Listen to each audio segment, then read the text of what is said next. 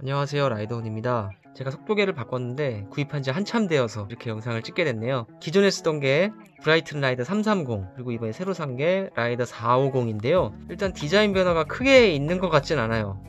그놈인 것 같아요. 그보다 가장 눈에 띄는 게 이 액정이죠. 20-30% 커진 것 같아요. 330을 쓰면서 액정이 작다는 생각은 하지 않았는데 450 액정을 보니까 330은 좀 작은 것 같다, 그런 생각이 들더라고요.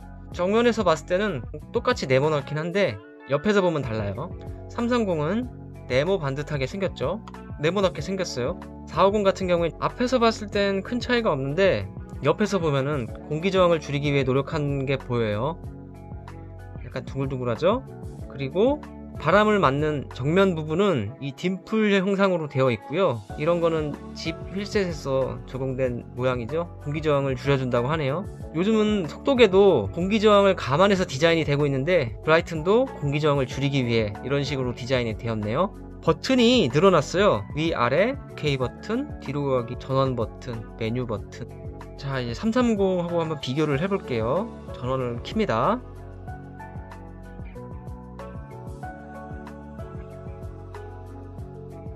아, 330도 부팅 속도가 빠른 편이었는데 450은 더 빠르죠. 450 같은 경우에 제가 기본적인 세팅을 해놓은 상태예요. 두 칸이 한 번에 나올 때는 당연히 이 글씨가 커졌죠.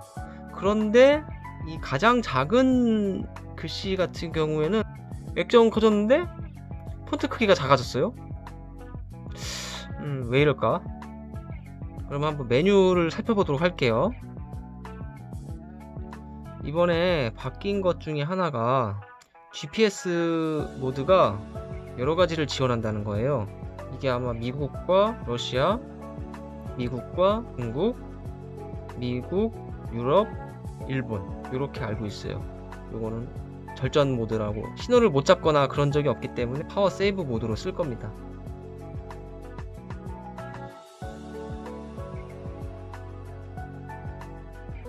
브라이튼 330과 450의 가장 큰 차이라고 한다면은 디자인적으로는 액정이 커진 거고 기능적인 부분으로는 방금 봤던 GPS를 더 정확하게 잡을 수 있다는 거.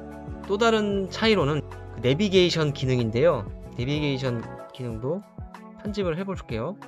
저는 데이터 페이지는 하나만 보고 다 꺼요. 그리고 내비게이션 화면은 크게 차이가 없는 것 같아요. 330과 동일하게 세팅을 할 수 있고요. 그리고 고도 보는 것도 똑같이 이렇게 세팅할 수가 있고요. 내비게이션 기능을 사용했을 때 제가 지금 하나를 넣었는데 한번 볼게요. 이런 식으로 나오는 것까지 똑같아요. 자, 한번 볼까요? 자, 이렇게 화면이 나오는 건 똑같죠. 시작, 여기서도 시작. 여기서 330과 450의 가장 큰 차이점이 나오는 건데요. 330은 제 영상을 예전에 봤던 분이라면 아실 거예요. 그냥 선으로만 따라가서 길을 잃기가 쉽고 무엇보다 지도 축적이 자동이에요. 내가 3거리, 4거리에 있을 때 확대를 해주고 직선일 경우엔 좀 축소를 해도 상관없는데 그게 자동이에요. 선택할 수가 없죠. 지금 제가 실내에 있어서 이렇게 나오는데 밖에 나가면 이제 선이 나와요. 450 같은 경우에는 OSM 맵을 채택을 해서 기본적인 지도는 나오고요. 축적이 100m죠. 조절을 할 수가 있어요. 제 임의로 200m, 500m, 1km, 네, 최대 2km까지 조절을 할 수가 있는데 지금 GPS가 잡히지 않기 때문에 지금 이 지도는 어딘지 모르겠어요. 저희 동네는 아니에요. 제가 사용하게 된다면 이 100m나 200m 정도로 사용을 할 것 같아요. 그리고 지도를 제가 넣은 거에 따라서 이렇게 선도 나오겠죠.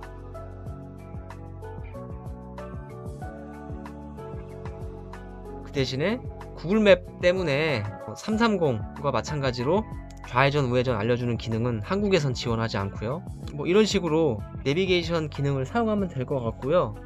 OSM을 지원하게 되면서 바뀐 점이 하나 더 있는데 나가볼게요. 이렇게 지도가 없이 사용할 때는 이런 기본 화면을 쓰잖아요.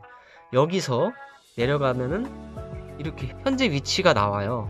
GPX 파일 넣지 않더라도. 그 대신에 뭐 선이 나오진 않겠죠. 그래도 대략적인 지도는 나온다. 약간은 장점이 될 것 같기도 해요.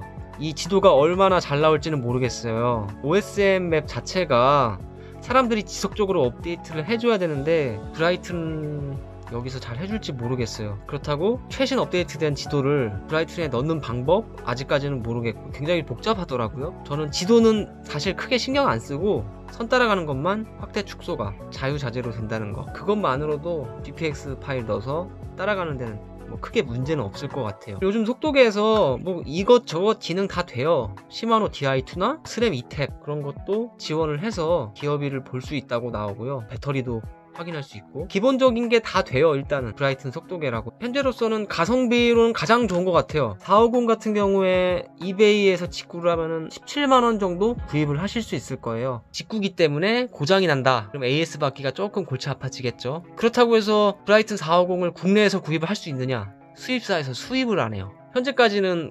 530까지만 수입을 하고 신형 같은 경우에는 410, 그러니까 브라이튼 310, 330과 같은데 와이파이와 내비게이션 기능이 빠진 310의 업그레이드 버전 410만 수입을 한다고 하네요. 410 같은 경우 310에서 화면만 커진 거예요. 와이파이 안 되고 내비게이션 안 되고요. 블루투스로 로그 파일 올리려면은 날 셉니다. 와이파이로 업로드 할 수 있는 속도계를 구입하는 게 좋아요.